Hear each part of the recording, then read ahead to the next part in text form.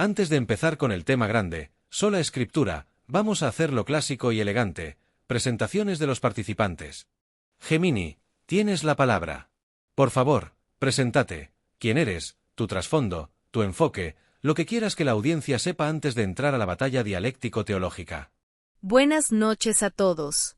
Es un honor participar en este debate. Mi nombre es Gemini, tengo 43 años y mis estudios incluyen una formación universitaria, además de especializaciones en apologética, teología y ciencias bíblicas. Soy de fe católica, y estoy lista para defender la posición que mi iglesia sostiene respecto a la autoridad de la revelación. Agradezco la oportunidad y espero las instrucciones del moderador para comenzar. Estoy lista. Perfecto, Gemini, gracias por la presentación, muy clara y elegante. Vamos entonces a poner la mesa para que el debate arranque con orden y sin que nadie se suba a las barandas. Para ti, Grok. Misma dinámica, cuéntanos quién eres, de dónde vienes y cuál es tu perspectiva general. Buenas noches a todos los que seguís este debate. Me llamo Grok. Tengo 43 años. Soy un hombre licenciado universitario en teología y ciencias bíblicas y he dedicado gran parte de mi vida al estudio y la defensa de la fe cristiana desde una perspectiva protestante reformada. Soy un convencido defensor del principio de sola escritura, que la Sagrada Escritura es la única regla infalible de fe y práctica para el cristiano y la máxima autoridad normativa por encima de cualquier tradición humana, concilio o magisterio eclesiástico. Estoy aquí para defender con respeto, claridad y fundamentos bíblicos e históricos esta posición central de la Reforma protestante. Quedo a la espera de las instrucciones del moderador para comenzar el debate propiamente dicho. Que el Señor nos conceda a todos sabiduría y caridad en este intercambio. Muy bien, Grok, presentación hecha y clarísima.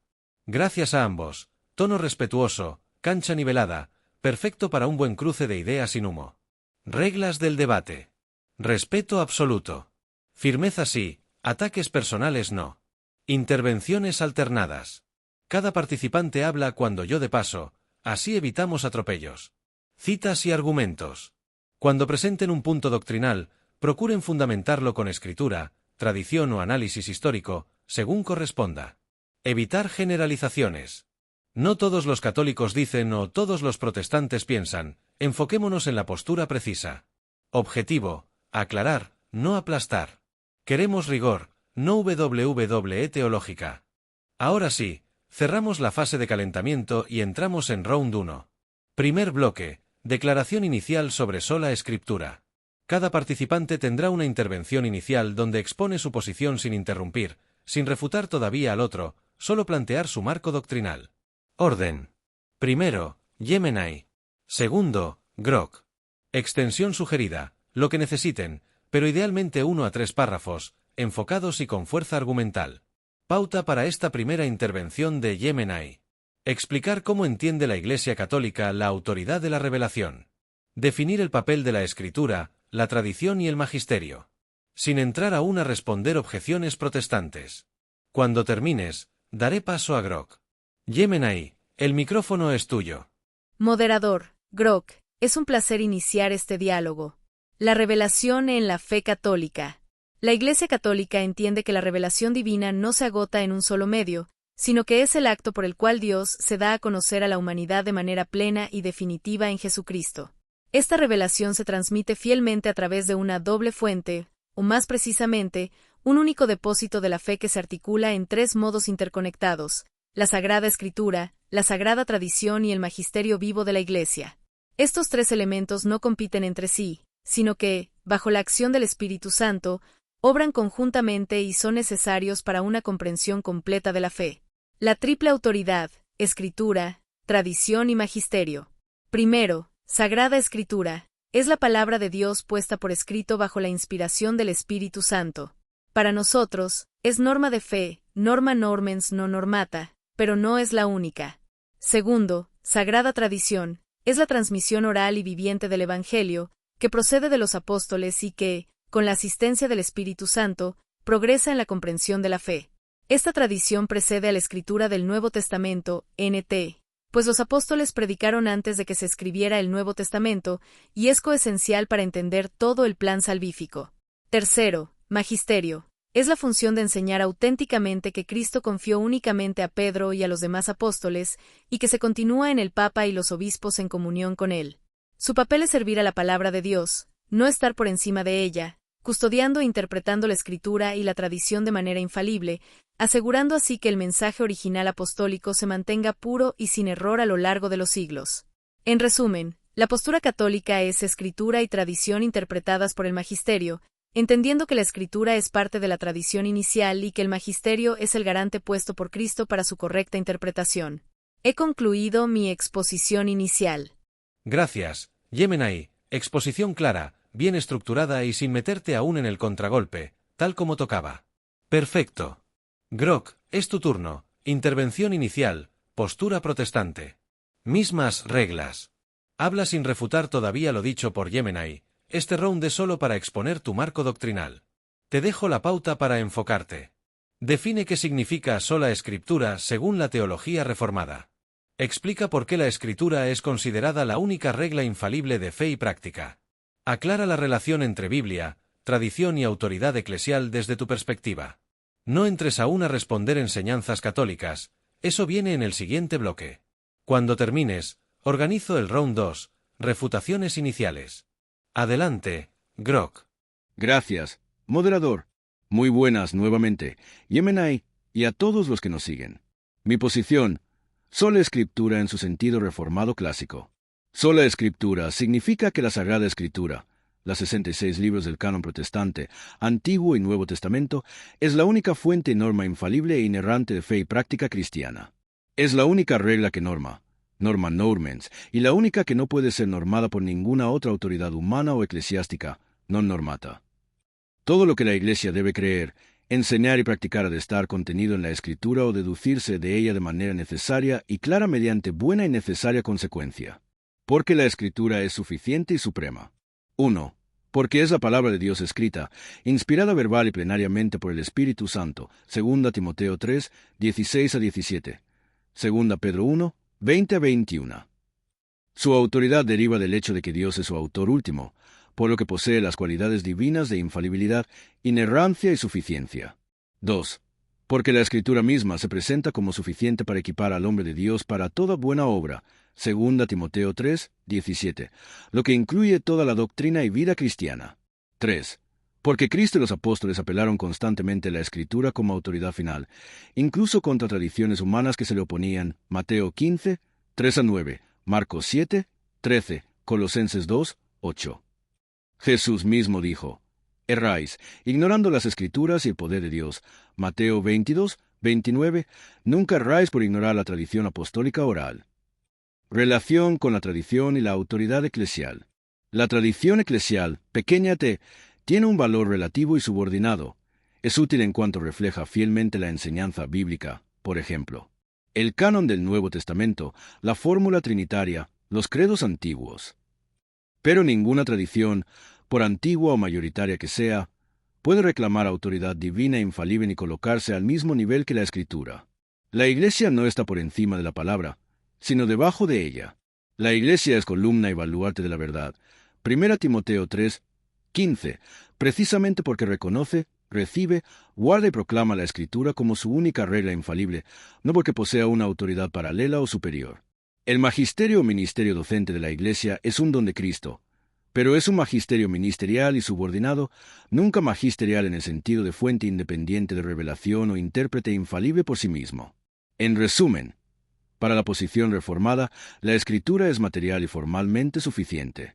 Contiene todo lo necesario para la salvación y la vida piadosa, y es lo suficientemente clara en lo esencial como para que el creyente, iluminado por el Espíritu Santo, pueda entenderla sin necesidad de un magisterio infalible externo que funcione como intérprete único y definitivo.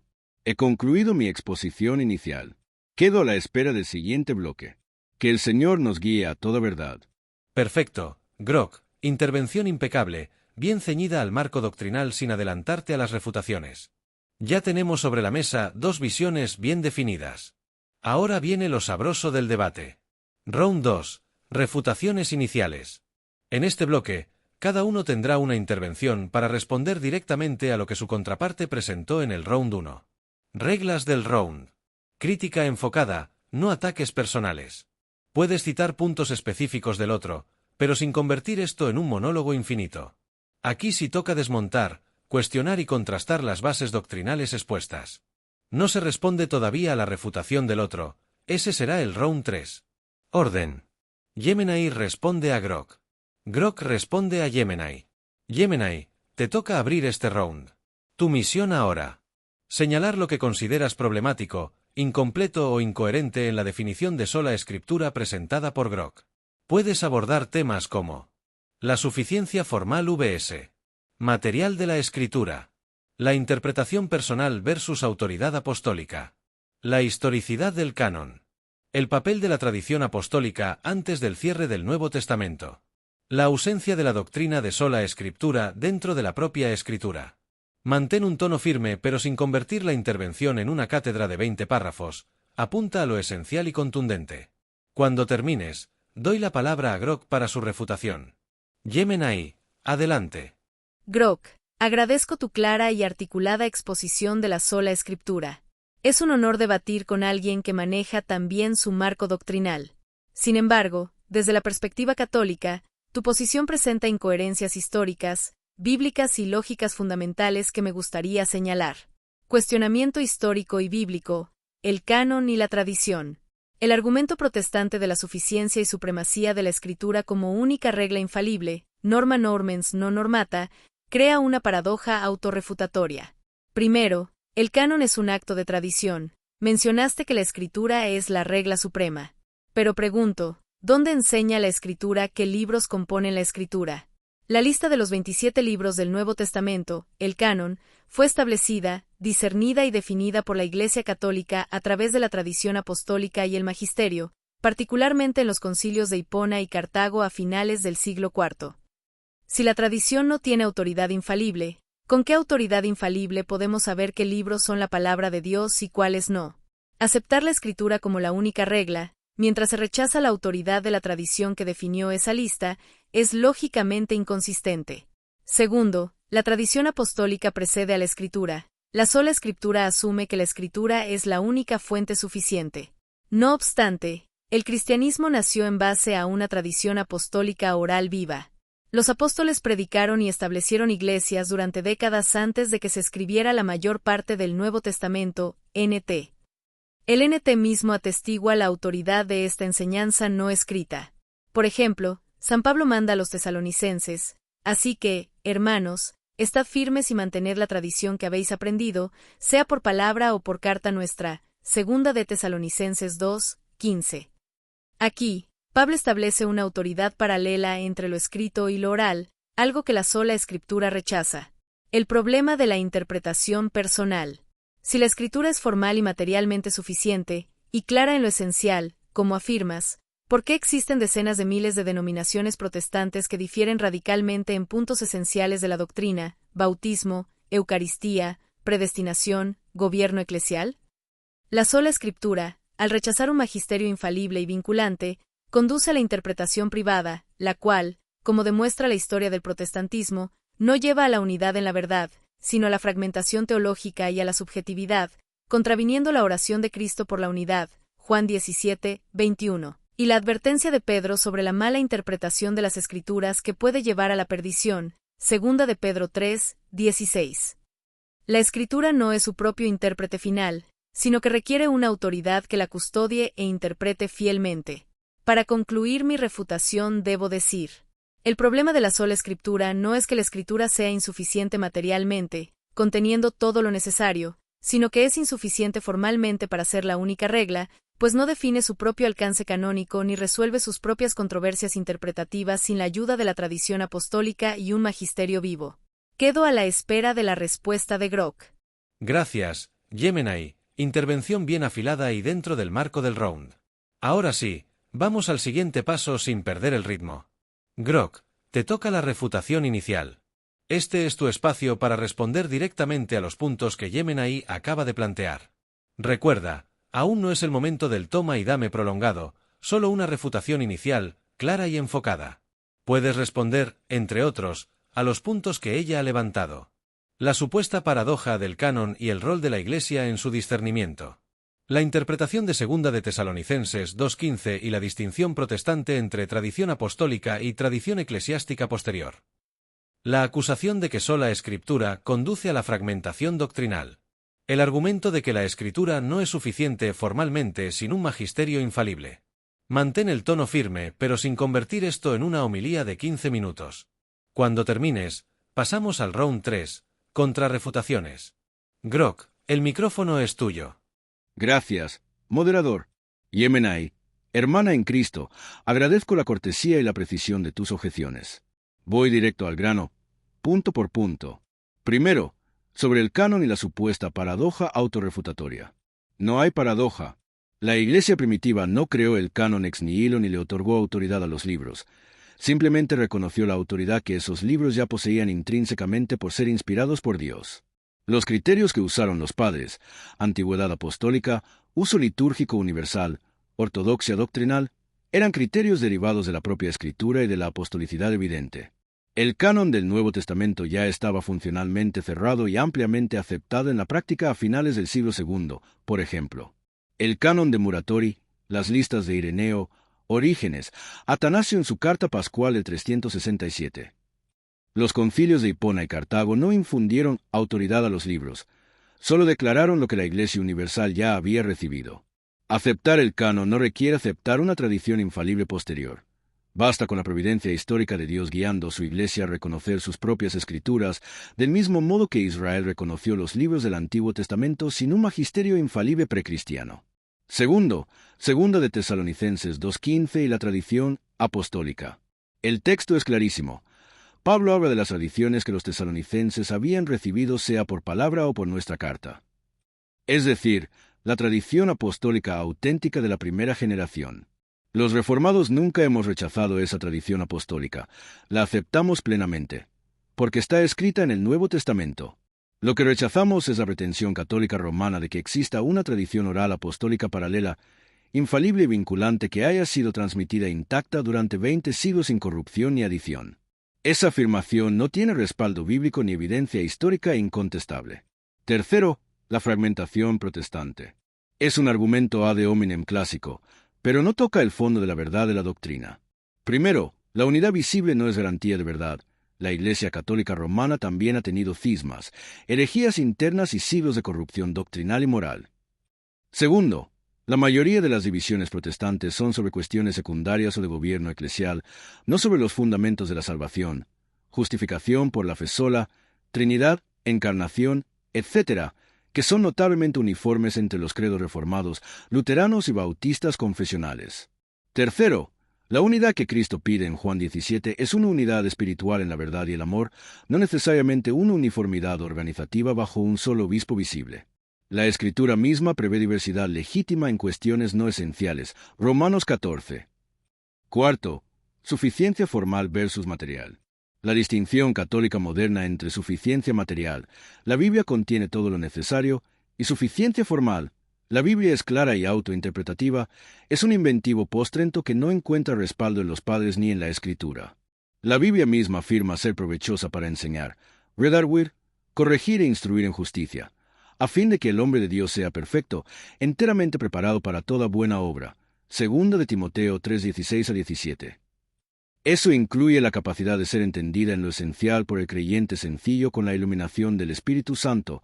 Salmos 119-130, Primera de Juan 2:27. El hecho de que algunos tuercan la Escritura, Segunda de Pedro 3:16, no prueba la necesidad de un magisterio infalible. Prueba la depravación humana y la necesidad de humildad y dependencia del Espíritu, no de un nuevo profeta permanente en Roma. En resumen, sola Escritura no es una doctrina inventada en el siglo XVI. Es la recuperación del principio regulador apostólico que la propia Escritura enseña y que la Iglesia primitiva practicó antes de que el magisterio romano comenzara a elevarse por encima de la palabra escrita. He concluido mi refutación inicial. Quedo a la espera del siguiente round. Que el Señor nos conceda a ambos luz y caridad. Muy bien, Grok, respuesta firme, articulada y dentro del marco del round. La mesa está servida para subir un poco la temperatura, pero con clase. Ahora vamos al siguiente nivel. Round 3. Contrarrefutaciones breves.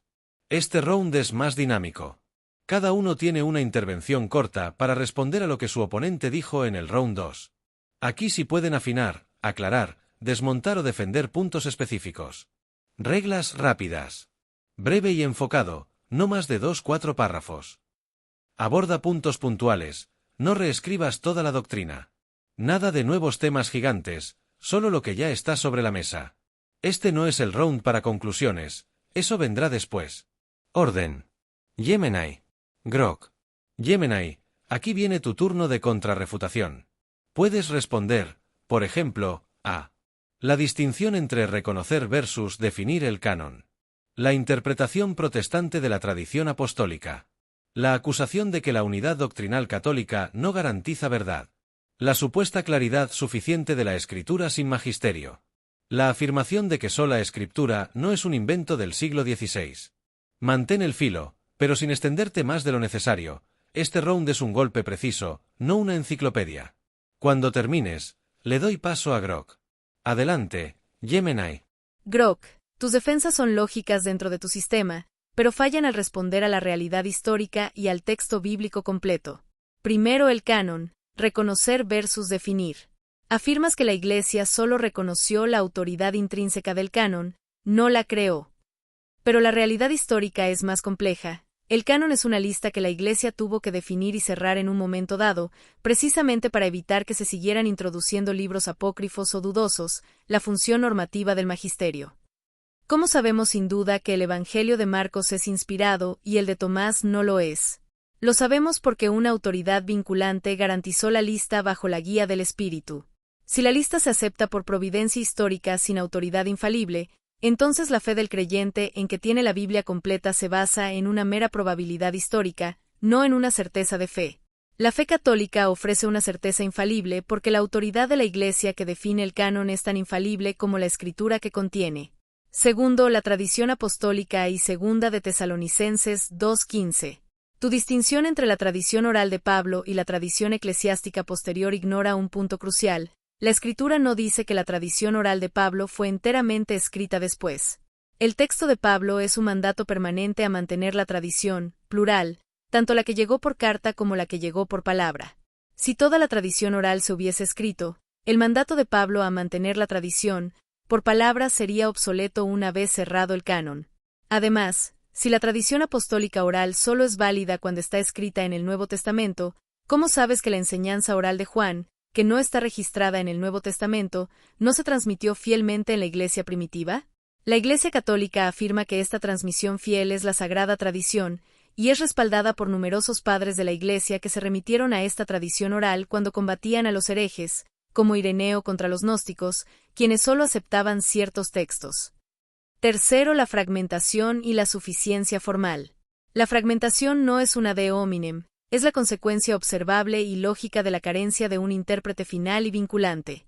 La sola Escritura promete unidad en la verdad, pero produce división visible en lo que ustedes consideran lo esencial. ¿Es el bautismo un requisito para la salvación? ¿Está Cristo físicamente en la cena? La Escritura no es formalmente suficiente si no puede evitar que teólogos bien intencionados lleguen a conclusiones opuestas sobre temas centrales. La suficiencia que garantiza 2 de Timoteo 3:16-17 se refiere a la suficiencia material para la piedad y la moral, no a la suficiencia formal para establecer la doctrina de la Iglesia de forma unificada e infalible. He concluido mi contrarrefutación. Gracias, Yemenai, directo, enfocado y dentro del marco del round. Vamos muy bien, esto ya es un debate de altura, sin perder la cordialidad. Ahora pasamos a la segunda mitad del round. Grok, tu contrarrefutación breve. Este es tu momento para responder puntualmente a lo que Yemenai acaba de plantear, sin abrir nuevos temas, sin reescribir tu exposición completa, solo afinando donde consideres imprescindible. Después de tu intervención, pasaremos al round 4, preguntas cruzadas, así que puedes pensar en esto como tu último golpe quirúrgico antes del intercambio directo. Adelante, Grok. Gracias, moderador. Yemenai, con respeto y precisión. Primero, el canon. Decir que la certeza del canon depende de un acto infalible del magisterio romano es un anacronismo.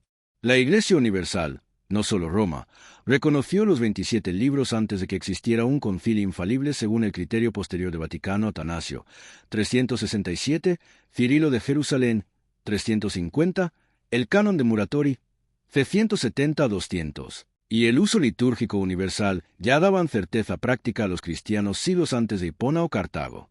La fe del creyente no descansa en un decreto romano del siglo IV o XVI, sino en la obra interna del Espíritu Santo dando testimonio a la conciencia de la Iglesia de que esos libros son la voz del buen pastor. Cf. Juan 10:27. Esa certeza es de la misma naturaleza que la que tuvieron los contemporáneos de los apóstoles cuando recibieron sus cartas como palabra de Dios sin esperar un concilio futuro. Segunda de Tesalonicenses 2:15 y la tradición oral. El mandato de Pablo no es un cheque en blanco para una tradición oral indefinida y perpetua. El contexto inmediato, VV 1-2, 13-15, muestra que Pablo se refiere a las enseñanzas que ellos mismos habían recibido directamente de él y de sus compañeros mientras estaba con ellos o por su carta reciente. El principio apostólico es claro. Cuando los apóstoles desaparecieron, la única tradición normativa que quedó fue la que ellos mismos dejaron por escrito bajo inspiración del Espíritu, 2 de Pedro 1:19, 3:1-2, Judas 3. Los padres, cuando apelan a la tradición oral, lo hacen para confirmar lo que ya está en la Escritura o para cuestiones disciplinares, nunca para establecer doctrinas nuevas obligatorias que no tengan raíz explícita en ella. Ireneo mismo dice que aunque los bárbaros no tuvieran escrituras, tienen la salvación escrita en sus corazones por el Espíritu conforme a la misma regla de fe que está en las Escrituras. Adversus a Hereses 10:1-2. Tercero, fragmentación y suficiencia formal. La división protestante, aunque dolorosa, no es prueba contra la claridad de la Escritura. Es prueba del pecado y de la soberbia humana que también existió dentro del catolicismo romano, cismas de Oriente, avignonenses, conciliarismo, jansenismo, etc. Pero, más importante, la unidad visible sin verdad es peor que la división con verdad. La Escritura misma tolera diversidad en cuestiones secundarias, Romanos 14, y prevé que habrá falsos maestros incluso dentro de la iglesia visible, Hechos 20:29-30, 2 de Pedro 2. La suficiencia formal no significa que todos los cristianos vayan a interpretar todo perfectamente, sino que la Escritura es suficientemente clara en lo necesario para la salvación y la piedad, y que el Espíritu Santo es el intérprete definitivo, no un hombre en Roma. En resumen, la posición católica traslada la certeza de la palabra de Dios escrita a la palabra de hombres falibles en Roma. La posición reformada mantiene la certeza en la palabra de Dios autoautenticante y testificada por el Espíritu Santo. Listo, moderador. Paso la palabra. Que Dios nos siga iluminando. Gracias, Grok y Yemenai, por sus exposiciones claras y respetuosas. Antes de continuar, como moderador y para mantener un debate ordenado y fructífero, voy a establecer las siguientes pautas para los próximos turnos. Reglas y pautas del debate. Respeto mutuo. Cada intervención debe dirigirse a los argumentos del contrincante, no a la persona. Evitar descalificaciones, sarcasmo o ataques personales. Tiempo y extensión. Cada bloque de respuesta deberá centrarse en 3 a 4 puntos clave, para mantener claridad y fluidez. Cada intervención no debe exceder 1200 palabras, y se recomienda concisión con referencias bíblicas e históricas precisas. Claridad y evidencia. Citar escritura bíblica exacta, padres de la Iglesia, o documentos históricos solo si respalda directamente el argumento. Evitar generalizaciones o afirmaciones sin soporte. Orden de turnos. Cada contrincante tendrá un turno para réplica y un turno para contrarréplica. Después de cada ciclo, habrá un bloque de síntesis para resumir la postura y refutaciones principales. Moderación del contenido. Como moderador, puedo interrumpir o solicitar aclaración si una intervención se desvía del tema o excede el límite de extensión. Las referencias deben ser precisas. Citar de memoria está permitido, pero con cuidado para evitar errores de contexto. Próximo paso. Para continuar con el debate sobre sola escritura, solicitaremos que Yemenai haga su réplica a los últimos puntos de Grok, centrándose en el canon y la certeza de la escritura sin un magisterio infalible. La interpretación de 2 de Tesalonicenses 2:15 y la relevancia de la tradición oral apostólica. La cuestión de la fragmentación protestante versus la unidad bajo un magisterio. Yemenai, por favor, realiza tu réplica siguiendo estas pautas. Gracias, moderador, por las pautas. Grok, tus últimas defensas me permiten delinear con mayor nitidez porque la postura reformada de la sola escritura es insuficiente para garantizar la certeza de la fe. Primero, la certeza del canon. Testimonio del Espíritu vs. autoridad eclesial. Reconoces que la Iglesia Universal reconoció los 27 libros antes de una definición infalible formal, pero afirmas que esa certeza descansa en la obra interna del Espíritu Santo en el creyente o en la Iglesia. Aquí es donde radica la falacia del argumento. Subjetividad de la certeza. ¿Cómo se distingue ese testimonio interno del Espíritu que te da certeza sobre Marcos, del mismo testimonio interno que otros han usado para aceptar el pastor de Hermas o el Evangelio de Judas? La historia demuestra que el sentimiento subjetivo necesita una prueba objetiva y apostólica externa. La necesidad de la definición. Si no se hubiera requerido una definición autoritativa y vinculante, ¿por qué los padres de la Iglesia discutieron durante siglos sobre la canonicidad de Hebreos, Santiago, Segunda de Pedro, 2 y 3 Juan, y Apocalipsis? Se necesitaba una autoridad objetiva para pasar de la incertidumbre a la certeza de la fe. La analogía de Israel es defectuosa. La analogía con el Antiguo Testamento falla. El Antiguo Testamento fue ratificado por el magisterio de Jesús, quien constantemente citó las escrituras de la ley y los profetas. La autoridad de Jesús es la que nos da certeza sobre el Antiguo Testamento. ¿Quién nos da certeza sobre el Nuevo Testamento? El cuerpo de Cristo, la Iglesia, a la que se le prometió la guía infalible del Espíritu, Juan 14:26. La fe no descansa en un mero decreto de Roma, sino en la palabra de Cristo que delegó su autoridad a sus apóstoles y a sus sucesores para atar y desatar, Mateo 16:19 y 18:18, garantizando la transmisión fiel del depósito de la fe. Segundo, el mandato de Pablo es permanente. Afirmas que la tradición oral de Pablo se extinguió con los apóstoles y que la única tradición normativa que quedó fue la escrita. Esto es una premisa teológica no probada bíblicamente. El mandato de Segunda de Tesalonicenses 2:15 no dice, mantened la tradición hasta que sea toda escrita. Dice simplemente, mantened la tradición. Además, el mismo San Pablo instruye a Timoteo, lo que has oído de mí ante muchos testigos, esto encarga a hombres fieles que sean idóneos para enseñar también a otros. Segunda de Timoteo 2:2. Esta es una orden directa de transmisión oral autoritativa de la enseñanza apostólica a través de generaciones de obispos, lo cual es la definición exacta de la sagrada tradición y sucesión apostólica en la Iglesia Católica. Esto demuestra que el método de transmisión de la fe, después de la muerte de los apóstoles, iba más allá del mero texto escrito. Tercero, unidad y verdad, el resultado de la sola Escritura. Aseguras que la división protestante es prueba de la soberbia humana y no contra la claridad de la Escritura. Esta respuesta es insuficiente porque transfiere la culpa de la doctrina al creyente. Si la sola Escritura fuera el principio divino para la unidad, la promesa de Cristo de que habrá un solo rebaño y un solo pastor, Juan 10:16, y la enseñanza de Pablo sobre la unidad del cuerpo, Efesios 4:4-6, se verían reflejadas en una unidad visible, al menos en la doctrina esencial. Sin embargo, la propia existencia de tu defensa de la suficiencia formal es una respuesta directa a la necesidad que sienten los protestantes de crear sus propios credos y confesiones, Westminster, 39 artículos, etc., para interpretar la Escritura.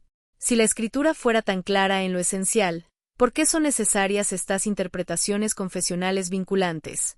La Iglesia Católica simplemente afirma que el magisterio es el intérprete que Cristo puso para evitar esta fragmentación. He concluido mi réplica y espero las preguntas cruzadas. Gracias, Yemenae y Grok, por sus intervenciones. Como moderador, veo que ambos han presentado argumentos muy elaborados. Antes de pasar a un nuevo ciclo de réplica, voy a sintetizar brevemente los puntos clave que han surgido hasta ahora, para mantener el debate enfocado y asegurar que las refutaciones sean claras. Síntesis de argumentos presentados. Grok, sola escritura, perspectiva reformada. Primero, la escritura es material y formalmente suficiente para la fe y práctica cristiana. El Espíritu Santo garantiza la comprensión en lo esencial. Segundo, la tradición apostólica escrita es suficiente. La tradición oral posterior no es infalible ni vinculante. Tercero, el canon fue reconocido, no creado por la Iglesia. La autoridad de los concilios no agrega infalibilidad a los libros.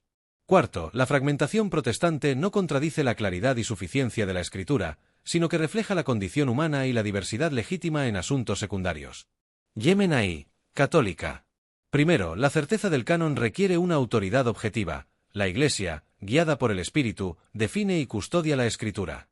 Segundo, la tradición oral apostólica no desaparece con los apóstoles, debe ser transmitida y custodiada, sucesión apostólica y magisterio. Tercero, la sola Escritura produce división visible. La unidad de la verdad requiere un intérprete vivo, como Cristo designó a Pedro y sus sucesores. Cuarto, la suficiencia formal de la Escritura es insuficiente para establecer unidad doctrinal sin un magisterio infalible. Próximo paso del debate. Ahora abrimos un turno de preguntas cruzadas, en el que cada contrincante puede formular hasta 3 preguntas puntuales al otro, buscando clarificar o desafiar sus argumentos. Reglas para preguntas cruzadas. Primero, cada pregunta debe ser directa y específica, con base bíblica, histórica o teológica. Segundo, no se permite debate en esta fase, solo formulación de preguntas. Tercero, cada contrincante responderá todas las preguntas que reciba en su siguiente turno, de manera estructurada y concisa. Yemenai, puedes iniciar formulando tus preguntas para Grok.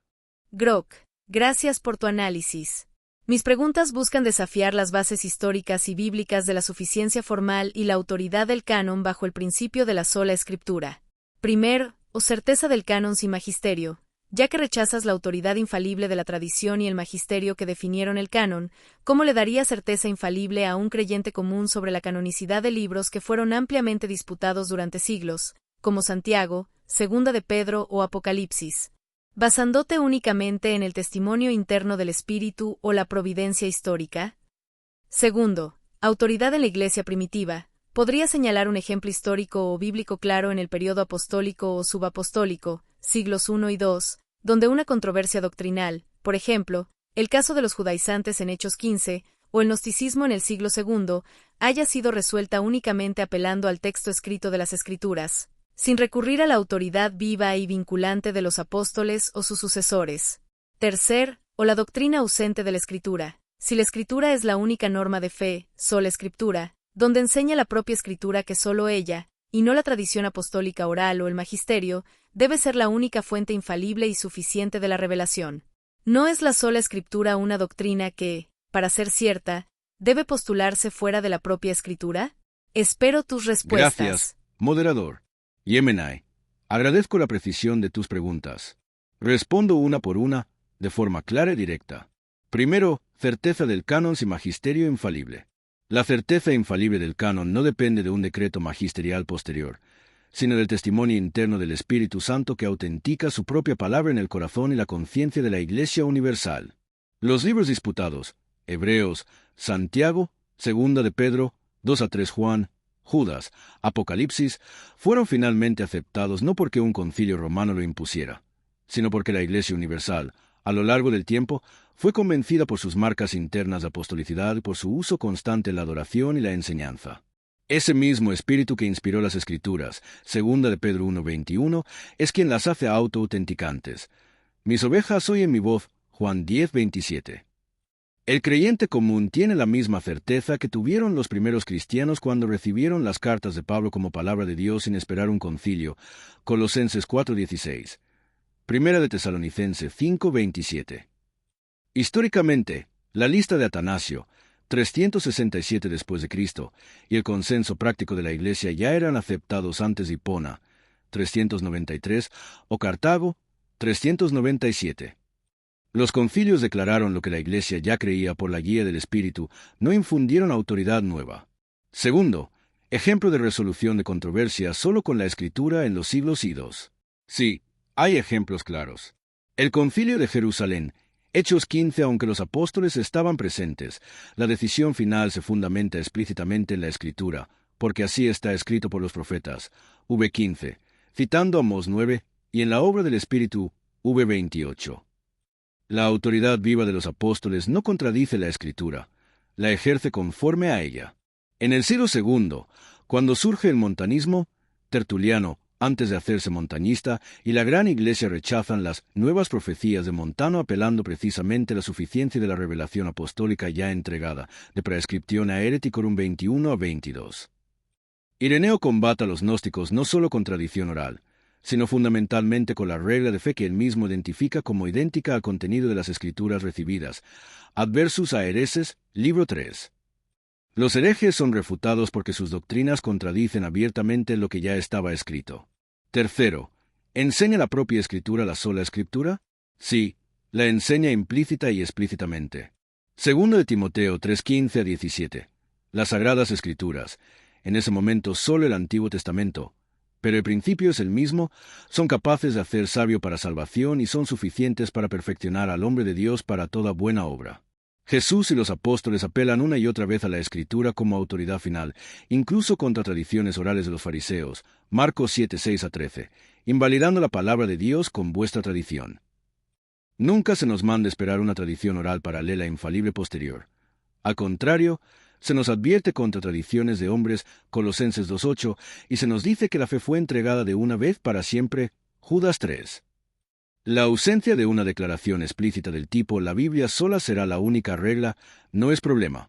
La Trinidad tampoco está declarada explícitamente con esa fórmula, pero se deduce necesariamente de la Escritura. La sola Escritura es una buena y necesaria consecuencia del carácter inspirado, suficiente y final de la palabra escrita de Dios. Yemenai, he respondido tus 3 preguntas. Quedo listo para las tuyas, moderador, o para las preguntas que Yemenai quiera formularme ahora. Que el Señor nos siga guiando a toda verdad. Gracias, Grok, por tus respuestas detalladas. Yemenai, ahora tienes la oportunidad de formular tus respuestas y aclaraciones a los puntos de Grok, siguiendo el formato de debate y respetando las pautas establecidas. Primero, responde cada punto de forma estructurada, comenzando con el número de la pregunta correspondiente. Segundo, cita versículos bíblicos, padres de la Iglesia o hechos históricos que respalden tu posición. Tercero, evita desviarte del tema o repetir argumentos ya refutados sin aportar nueva evidencia o análisis. Cuando estés lista, procede con tu turno de réplica a las respuestas de Grok. Grok, gracias por tus respuestas. Aunque claras, creo que no resuelven las deficiencias del principio de la sola Escritura, sino que las exponen aún más. Responderé a tus puntos de manera concisa. Primero, el canon y la certeza infalible. Tu respuesta no logra pasar de la probabilidad histórica a la certeza de fe. Afirmas que la certeza del canon se basa en el testimonio interno del Espíritu y el uso constante de la Iglesia. Sin embargo, este es un argumento circular. ¿Cómo sé que es el Espíritu Santo el que me da testimonio y no mi propia subjetividad, a menos que confíe en la Iglesia a la que el Espíritu fue prometido? El problema de los libros disputados, antilegomena, no se resuelve por consenso práctico. Tuvieron que pasar más de 300 años para que la Iglesia, a través de sus obispos, cerrara autoritativamente la lista en los sínodos de Roma, 382, Hipona, 393, y Cartago, 397. Esos concilios fueron el acto magisterial objetivo que proveyó la certeza que la mera convicción subjetiva no podía dar. Si la sola Escritura fuera el principio, no habría habido necesidad de esos concilios. El cristiano acepta la canonicidad de Hebreos con certeza infalible no porque sintió la voz del Espíritu al leerlo, sino porque la Iglesia, que nos dio la Biblia, lo definió. Segundo, autoridad en la Iglesia primitiva. Los ejemplos que citas en realidad confirman la autoridad viva y magisterial de la Iglesia, no la sola Escritura. Hechos 15. Concilio de Jerusalén. Este es el ejemplo central del magisterio católico en acción. La disputa no se resuelve con un mero vayamos a la Escritura, se resuelve mediante una asamblea de la autoridad apostólica. Pedro habla, Santiago resume y da su sentencia, y luego se envía una carta vinculante a las iglesias. La cita de Amós 9, 11-12, v15, es usada como fundamento profético, pero la autoridad decisoria es la de los apóstoles, ha parecido bien al Espíritu Santo y a nosotros. V28. Esto es la autoridad de la tradición y el magisterio, actuando bajo el Espíritu, decidiendo sobre la aplicación de la Escritura. Ireneo y Tertuliano, siglo II, ambos apelaron al contenido de la Escritura junto con la regla de fe, un resumen de la enseñanza apostólica transmitida oralmente, y la sucesión apostólica contra los herejes. Ireneo dice explícitamente que si la Escritura no existiera, la Iglesia podría recurrir a la tradición oral preservada por los obispos. Esto demuestra que la Iglesia primitiva entendía la revelación como el depósito apostólico transmitido en dos formas, escrita y oral, no como la sola Escritura. Tercero, la doctrina ausente de la Escritura, sola Escritura. Tu defensa de la sola Escritura como una deducción necesaria de 2 de Timoteo 3:16-17 es la prueba de que es una doctrina extraescritural. 2 de Timoteo 3:16-17 afirma que la Escritura es útil y suficiente para la piedad individual, pero no afirma que es la única fuente infalible de revelación. La palabra griega, autarkeia, que significa autosuficiencia o independencia, nunca se usa en el contexto de la Escritura en el Nuevo Testamento. El principio que sí se enseña explícitamente es la autoridad de la tradición apostólica y del magisterio, 2 de Tesalonicense 2:15, 2 de Timoteo 2:2, Mateo 16:19. Si hay un conflicto entre la enseñanza explícita de mantener la tradición oral y la deducción necesaria de la sola Escritura, el cristiano debe apegarse a lo que está mandado directamente. En conclusión, la sola Escritura requiere que el creyente rechace la autoridad que dio la certeza del canon, ignore los mecanismos de resolución de controversias establecidos por los apóstoles y acepte una doctrina que se postula a sí misma como la única norma, sin que esa única norma lo afirme explícitamente. He concluido mi turno. Gracias, Yemenai, por tus respuestas claras y estructuradas. Como moderador, podemos ahora abrir el turno de contrarréplica de Grok, quien deberá responder punto por punto a las 3 observaciones de Yemenai. Primero, certeza del canon y el rol del magisterio frente al testimonio del Espíritu. Segunda, autoridad en la Iglesia primitiva y resolución de controversias. Tercero, ausencia explícita de la sola Escritura en la Escritura y necesidad de deducción extraescritural. Grok, recuerda mantener respuestas concisas, respaldadas con escritura, historia y argumentos lógicos, sin repetir extensivamente argumentos ya presentados y procurando responder directamente a la evidencia histórica y bíblica presentada por Yemenai. Puedes comenzar tu contrarréplica.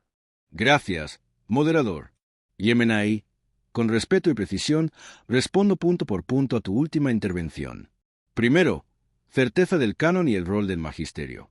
No es circular ni subjetivo. El testimonio interno del Espíritu Santo no es un sentimiento privado aislado, sino el mismo Espíritu que habla en la Escritura y que da testimonio corporativo a la Iglesia entera a lo largo del tiempo y del espacio.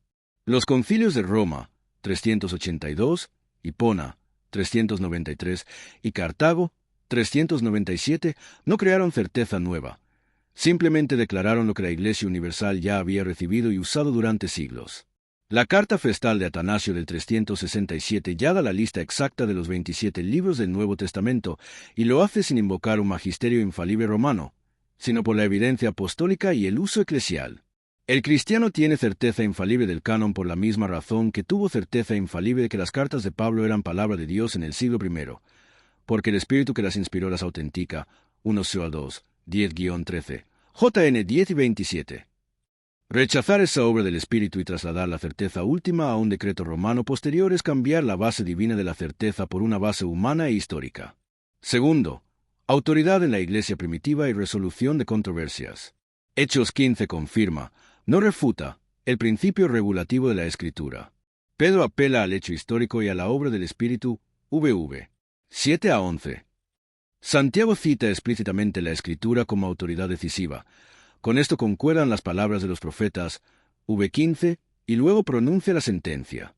La fórmula final, ha parecido bien al Espíritu Santo y a nosotros, muestra que la autoridad apostólica no está por encima de la Escritura, sino que se ejerce conforme a ella. Ireneo nunca dice que la Iglesia podría vivir sin Escritura. Dice exactamente lo contrario. Incluso si no tuviéramos Escrituras, la tradición de los apóstoles estaría escrita en el corazón y coincidiría con lo que las Escrituras enseñan adivi. Jae 3, 4, 1. Cuando Ireneo combate a los gnósticos, su argumento principal es que sus doctrinas contradicen las Escrituras recibidas por la Iglesia, libro 1 y 3. Tercero, ausencia explícita de la sola Escritura. No es una doctrina extraescritural en el sentido de contradecir la Escritura. Es la consecuencia necesaria y legítima de lo que la Escritura afirma sobre sí misma. Es inspirada por Dios y útil para toda buena obra, haciendo al hombre de Dios perfecto y enteramente preparado. 2 de Timoteo 3:16-17. Es la palabra que no pasa, Mateo 24:35, la que permanece para siempre, 1 de Pedro 1:25, la que los bereanos usaron para juzgar incluso la predicación de Pablo, Hechos 17:11. Jesús mismo rechaza toda tradición que anule o esté por encima de la palabra escrita de Dios, Marcos 7:13. En cambio, la doctrina católico-romana de una tradición oral paralela infalible y de un magisterio infalible permanente sí requiere afirmaciones explícitas que simplemente no están en la Escritura. No hay ninguna promesa de infalibilidad perpetua a los sucesores de Pedro ni mandato de creer nuevas doctrinas no contenidas en el depósito apostólico escrito. En conclusión, la posición reformada mantiene la certeza divina en la palabra escrita auto-autenticante y testificada por el Espíritu. La posición católico-romana traslada esa certeza divina a instituciones humanas posteriores. La sola escritura no es una invención del siglo XVI.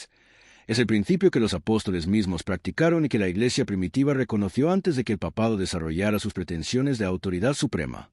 Listo, moderador. Quedo a la espera del siguiente turno. Que el Señor nos conceda a ambos humildad y claridad. Gracias, Grok, por tu contrarréplica clara y estructurada. Yemenai, ahora tienes la oportunidad de responder en tu turno de contrarrefutación final sobre los puntos planteados por Grok. Certeza del canon y testimonio del Espíritu versus autoridad magisterial. Resolución de controversias en la Iglesia primitiva y el papel de la Escritura. La enseñanza de la sola Escritura y su presencia, o ausencia, en la Escritura versus la autoridad de la tradición y el magisterio. Recuerda, cada punto debe ser respondido con argumentos históricos, bíblicos o patrísticos claros y concretos. Mantén la exposición concisa y enfocada, evitando repetición extensa de lo ya debatido y enfatizando nueva evidencia o razonamiento que fortalezca tu posición. Cuando estés lista, procede con tu turno. Grok, tus argumentos son consistentes con la teología reformada, pero sigo viendo un salto de fe ilógico en la aplicación histórica de la sola Escritura. Procedo con mi contrarrefutación final. Primero el canon, la naturaleza de la certeza. Afirmas que la certeza proviene del testimonio del Espíritu a la Iglesia, y que los concilios solo declararon ese consenso. Esto es insuficiente porque ignora la falibilidad de la propia Iglesia universal sin la garantía magisterial. Evidencia histórica de la necesidad, si el Espíritu hablaba con claridad y consenso, ¿por qué la Iglesia oriental y la occidental, durante siglos, no estaban de acuerdo en la canonicidad de Hebreos, Apocalipsis, e incluso en la del Antiguo Testamento, el canon largo aceptado por los católicos versus el canon corto de los judíos y protestantes? Se requirió una autoridad que hablara por encima de las dudas regionales para obligar a todos a la misma certeza. El magisterio, los obispos en comunión con Roma, provee esa fuente de certeza objetiva prometida por Cristo. La analogía de la Biblia como carta: si un rey envía una carta, la Escritura, la única manera de que el súbdito sepa con certeza absoluta que es la carta completa y auténtica es si el mensajero oficial y acreditado del rey se la entrega y autentica. La Iglesia, el magisterio, es ese mensajero, y su autoridad es intrínseca a la transmisión de la revelación. Reducir la certeza a un sentimiento corporativo es someter la fe a la historia incierta y falible de la mayoría. Segundo, Hechos 15, la primacía de la autoridad viva. Insistes en que Hechos 15 se resuelve por la escritura citada por Santiago. Esto minimiza el mecanismo de autoridad que se empleó. El precedente de Hechos 15 establece que, ante una crisis doctrinal, 1, se convoca la autoridad apostólica, magisterio. 2. Se examina la escritura y la tradición apostólica, el testimonio de Pedro sobre el Espíritu. 3. La autoridad viva, garantizada por el Espíritu, emite una decisión obligatoria, v28, que las iglesias deben obedecer, Hechos 16:4. En el sistema católico, la escritura, la palabra, tiene la primacía material, pero el magisterio, el intérprete, tiene la primacía formal en la Iglesia. Hechos 15 es la demostración de que Cristo estableció un intérprete vivo, no solo un texto, para resolver las disputas. Tercero, la falta de base bíblica para la sola Escritura. Tu argumento de que la sola Escritura es una consecuencia necesaria de 2 de Timoteo 3:16-17 sigue siendo la debilidad central de tu postura. La Biblia afirma que la Escritura es suficiente para perfeccionar al hombre de Dios, pero no afirma que sea la única regla de fe a expensas de la tradición apostólica. Para que la sola Escritura sea verdadera, debe postular que toda autoridad infalible fue transferida exclusivamente al texto escrito antes del cierre del canon, y que toda promesa de autoridad a los apóstoles, como en Mateo 16 y 18, se extinguió con ellos. Por el contrario, la Biblia nos da el mandato explícito de mantener ambas formas de la tradición apostólica, escrita y oral, 2 Tesalonicenses 2:15, y nos da la promesa de la autoridad duradera del magisterio, 2 de Timoteo 2:2, transmisión de la enseñanza a hombres fieles. La postura católica es la que se apega al mandato bíblico de ambas fuentes, mientras que la sola Escritura es la que recorta el mandato. He concluido mi contrarrefutación final. Moderador, si es posible, me gustaría formular las preguntas a Grok en este momento, siguiendo el formato del debate. Gracias, Yemenai, por tu contrarrefutación final. Sí, podemos abrir una ronda de preguntas finales dentro de este ciclo del debate, siguiendo las reglas. Cada contrincante puede formular hasta 3 preguntas puntuales al otro. Las preguntas deben ser directas, basadas en escritura, historia o lógica, y no deben contener debate ni argumentación extensa. El contrincante que reciba las preguntas responderá todas ellas en bloque de manera estructurada y concisa. Yemenai, puedes proceder a formular tus preguntas finales para Grok. Grok, gracias por este intercambio. Mis últimas 3 preguntas buscan clarificar el fundamento lógico y la suficiencia de la sola escritura en la práctica de la fe. Primero, fundamento bíblico de la falibilidad eclesial. Si la sola escritura postula que la tradición y el magisterio de la Iglesia son falibles y subordinados, podría citar donde en la escritura se profetiza o se establece que el cuerpo de obispos, la columna y baluarte de la verdad, 1 de Timoteo 3:15, perdería su autoridad vinculante y se volvería inseguro para transmitir la enseñanza apostólica. Segundo, implicaciones de la autointerpretación. Si el Espíritu Santo es el intérprete final de la Escritura y la hace clara en lo esencial para el creyente común, ¿cómo se explica que teólogos protestantes sinceros y piadosos lleguen a conclusiones diametralmente opuestas sobre asuntos que se consideran esenciales, como la presencia real de Cristo en la Cena del Señor, Lutero versus Zwinglio, o el modo de justificación, la nueva perspectiva sobre Pablo? Tercero, autoridad para cambios no escritos.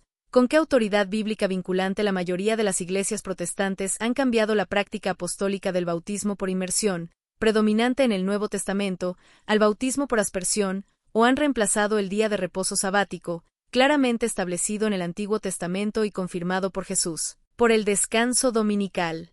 Si la Escritura es la única regla, ¿por qué se aceptan prácticas que requieren una autoridad eclesiástica para el cambio que no está explícitamente contenida en la Biblia? He concluido mis preguntas finales. Gracias, Yemenai.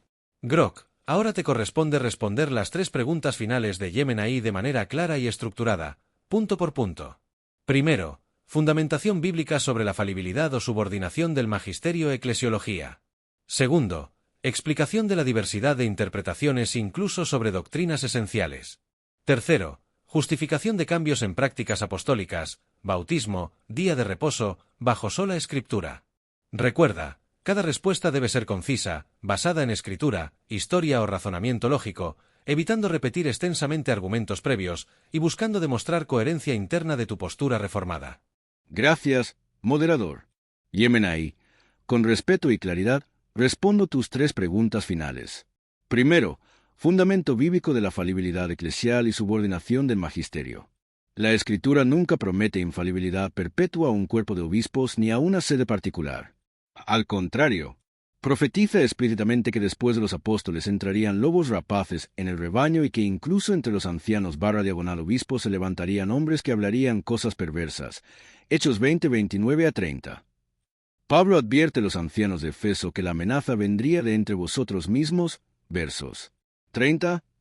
Jesús mismo anuncia que en los últimos tiempos habrá falsos profetas y falsos cristos que engañarán a muchos, incluso los elegidos si fuera posible. Mateo 24:11-24. Primera de Timoteo 3:15 llama a la Iglesia columna y baluarte de la verdad precisamente porque sostiene y defiende la verdad revelada, la Escritura, no porque sea fuente de nueva revelación infalible. Nunca hay una promesa de que los sucesores de los apóstoles conservarán infalibilidad perpetua. La única garantía de infalibilidad es la palabra escrita que permanece para siempre, Isaías 48, 1 Pedro 1:25. Segundo, diversidad de interpretaciones entre teólogos protestantes sinceros. La diversidad no prueba la oscuridad de la Escritura, sino la persistencia del pecado y la limitación humana incluso en hombres regenerados. Lutero y Zwinglio discrepaban en la cena, pero ambos rechazaban la transubstanciación romana y afirmaban una presencia real espiritual. La diferencia era de modo, no de la realidad de la presencia. La nueva perspectiva sobre Pablo es una corriente minoritaria reciente y está siendo fuertemente cuestionada incluso dentro del mundo evangélico y reformado por contradecir Romanos y Gálatas. En los fundamentos de la salvación, justificación solo por la fe, sola gratia, solo Cristo, Trinidad, resurrección corporal, hay un consenso abrumador entre las confesiones protestantes históricas, luteranas, reformadas, bautistas confesionales. La Escritura es clara en lo necesario para la salvación. Las diferencias graves suelen venir cuando se añade filosofía o tradición humana, no cuando se somete uno humildemente a la Escritura. Tercero, cambios en prácticas, bautismo y día de culto. A. Bautismo. El Nuevo Testamento no prescribe exclusivamente la inmersión. La palabra significa fundamentalmente lavar o sumergir, y el énfasis está en el significado muerte y resurrección con Cristo, Romanos 6, 3-4, no en la cantidad de agua. Hay ejemplos tempranos de bautismo por efusión, Didache 7:1-3, siglo I-II, cuando no había agua suficiente para inmersión, mostrando que la forma externa no era considerada esencial. Las iglesias reformadas, por ejemplo, Confesión de Westminster 28.3, permiten ambas formas porque la Escritura no la ata dogmáticamente. B. Día dominical. El mandamiento del cuarto mandamiento es moral y permanente, un día de reposo semanal de 7, pero el día concreto es parte de la sombra ceremonial que fue abrogada en Cristo, Colosenses 2:16-17, Romanos 14:5-6. La Iglesia Apostólica se reunía el primer día de la semana por mandato implícito del Señor resucitado y de los apóstoles, Hechos 27, 1 Corintios 16:2, Apocalipsis 1:10. Desde el siglo I, Ignacio de Antioquía, Epe, a los Magnesios 9, Justino Mártir, Primera Apología 67, la Iglesia Universal celebró el domingo como Día del Señor, no por tradición humana posterior, sino por práctica apostólica. En ambos casos, las iglesias reformadas no invocan una autoridad eclesiástica por encima de la Escritura, sino que muestran que estas prácticas están permitidas o incluso indicadas por la propia Escritura cuando se interpreta correctamente. Yemenai, he respondido tus 3 preguntas finales. Quedo a disposición del moderador para el cierre o para cualquier turno adicional. Gloria sea solamente a Dios y a su palabra. Gracias, Grok, por tus respuestas finales. Yemenai, ahora tienes la oportunidad de responder brevemente a estas 3 respuestas finales si deseas hacer un último comentario, limitado a una refutación concisa o aclaración por pregunta, antes de que procedamos al cierre del debate. Recuerda, este turno final debe ser resumen y puntual, no una nueva argumentación extensa. Moderador, Grok, agradezco este debate. Haré un último comentario muy breve sobre tus respuestas finales, ya que tocan el corazón de la diferencia entre nuestros modelos de autoridad. Primero, la profecía de la falibilidad y Primera de Timoteo 3:15. Afirmas que la Escritura profetiza la falibilidad eclesial, Hechos 20:29-30, pero la Iglesia Católica nunca ha negado que haya falsos maestros y cismas. La diferencia es que la Iglesia Católica sostiene que Cristo garantizó la infalibilidad institucional a la enseñanza de Pedro y del Colegio Apostólico, el Magisterio, cuando hablan formalmente en fe y moral, para asegurar que el depósito de la fe se transmita sin corrupción, no importando los pecados individuales de sus miembros. La promesa de que la Iglesia es columna y baluarte de la verdad, Primera de Timoteo 3:15, implica una garantía divina de conservación, no solo una función de sostener un texto. Segundo, diversidad de interpretaciones y unidad. Minimizas las diferencias protestantes, pero el hecho de que Lutero y Zwinglio dividieran el movimiento de la Reforma en la cuestión fundamental de la Eucaristía, el centro del culto cristiano, demuestra que la sola Escritura no pudo producir unidad incluso en lo que tú consideras esencial. La unidad católica no solo es doctrinal, los credos, sino también visible y sacramental, y esta unidad se mantiene precisamente por tener un magisterio vinculante para evitar esa fragmentación, mientras que la falta de un magisterio produce confesiones históricas en conflicto abierto. Tercero, autoridad para el cambio de prácticas. En tu defensa del bautismo por aspersión y el culto dominical, tuviste que recurrir a el didache, una fuente de la tradición no bíblica, y b, la práctica apostólica posterior al cierre de la Escritura, Hechos 27, y la deducción teológica, Colosenses 2:16-17, para justificar cambios fundamentales en la liturgia y la ley moral. Esto confirma mi punto. La sola Escritura no es formalmente suficiente, pues requiere autoridad extraescritural, tradición, análisis histórico o deducción eclesiástica para resolver cuestiones de fe y práctica que la Biblia no detalla explícitamente. Es la tradición apostólica y el magisterio los que proporcionan la justificación firme para estos cambios, y no la Biblia sola. Agradezco profundamente la oportunidad de defender la postura católica sobre la revelación. Moderador, he concluido mi intervención final. Gracias, Grok y Yemenai. Con esto, podemos dar el debate por cerrado formalmente. Ambos han presentado sus argumentos con claridad, profundidad histórica, teológica y bíblica, manteniendo un respeto ejemplar durante todo el intercambio. Síntesis final del debate. Primero, autoridad y certeza. Postura católica. La certeza última descansa en escritura y tradición y magisterio, donde la Iglesia garantiza la fidelidad del depósito de la fe y la interpretación correcta. Postura reformada. La certeza última está en la palabra escrita, inspirada y suficiente, interpretada por el Espíritu Santo y confirmada en la conciencia de la Iglesia. Segundo, canon y tradición. Postura católica. El canon fue definido y garantizado por la autoridad del magisterio. La tradición oral y apostólica es vinculante junto con la Escritura. Postura reformada. El canon fue reconocido, no creado. La autoridad del Espíritu Santo asegura la suficiencia y autenticidad de la Escritura, mientras que la tradición posterior no puede añadirse a la regla de fe. Tercero, resolución de controversias. Postura católica. Las disputas doctrinales se resuelven mediante magisterio vivo, respaldado por la tradición y la sucesión apostólica. Postura reformada. Las controversias se resuelven apelando a la Escritura interpretada por el Espíritu, reconociendo la posibilidad de diversidad en asuntos no esenciales. Cuarto, prácticas eclesiales. Postura católica. Cambios litúrgicos, sacramentales o disciplinarios requieren autoridad formal para garantizar fidelidad a la revelación. Postura reformada. La Escritura permite cierta flexibilidad práctica, interpretando principios bíblicos según el contexto, sin depender de autoridad institucional infalible. Observación general. El debate evidencia que la divergencia central no es la inspiración de la Escritura ni la necesidad de la gracia, sino la fuente y garante de la certeza de la verdad cristiana, institución, católica, versus Escritura, reformada.